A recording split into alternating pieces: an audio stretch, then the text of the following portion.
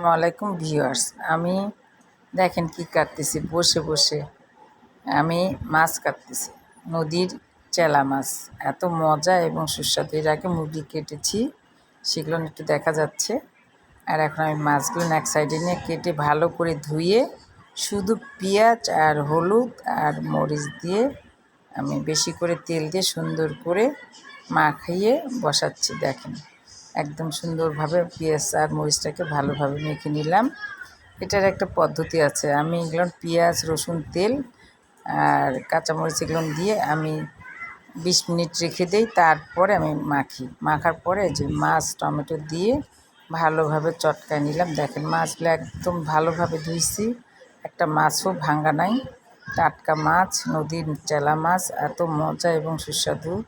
তারপরে যে টমেটো দিয়ে ভালোভাবে মেখে নিলাম, মেখে নিয়ে হালকা লাইট হলুদ দিয়ে আমি রান্না করতেছি। শুধু এর মধ্যে আমি কাঁচামরিচ, পেঁয়াজ, ধনিয়ার পাতা আর